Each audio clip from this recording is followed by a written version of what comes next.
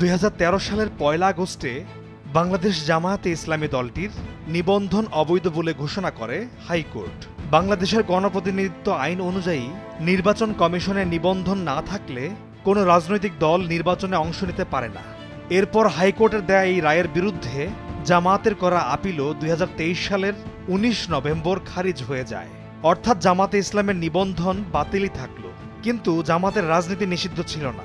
এরপর থেকেই মূলত দলীয় নিবন্ধন এবং দলীয় প্রতীক দাঁড়িপাল্লা ছাড়াই অনেকটা নীরবে সংগোপনে রাজনৈতিক কর্মকাণ্ড অব্যাহত রেখেছে দলটি।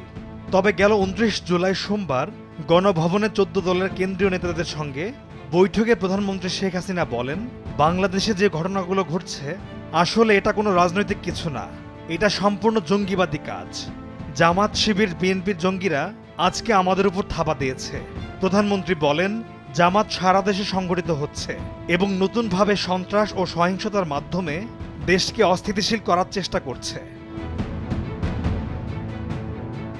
দীর্ঘ পর্যবেক্ষণ শেষে এবার জামাত শিবিরের রাজনীতি নিষিদ্ধ করার নীতিগত সিদ্ধান্ত নিয়েছে আওয়ামী লীগ।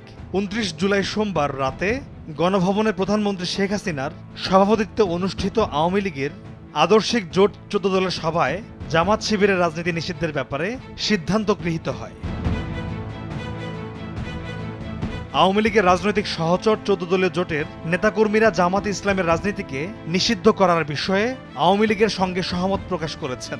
তারা বলেছেন, জামায়াতে ইসলামীকে নিষিদ্ধ করার বিষয়ে রাজনৈতিকভাবে তারা ঐকমত্যে পৌঁছেছেন। এখন এ বিষয়ে সরকারকে পদক্ষেপ নিতে হবে।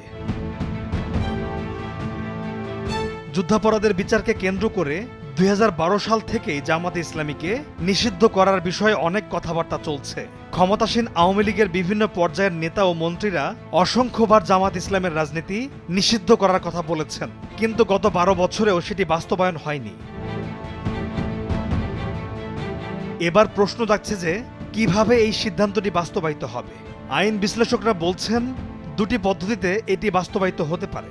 প্রথমত, সংসদে আইন পাশ করে সেই অনুযায়ী জামাত শিবিরের রাজনীতি নিষিদ্ধ করা, আর দ্বিতীয় পদ্ধতিটি হল জামাত নিষিদ্ধের যে মামলাটি আদালতে এখনও বিচারাধীন আছে সেই মামলাটি নিষ্পত্তির মাধ্যমে জামাত শিবিরের রাজনীতি নিষিদ্ধ করা যেতে পারে। এখন দেখার বিষয় সরকার কোনভাবে জামাত শিবিরের রাজনীতি নিষিদ্ধ করে, সংসদে আইন পাশের মাধ্যমে নাকি আদালতের রায়ের মাধ্যমে। পলাশ খান, ভোরের কাগজ।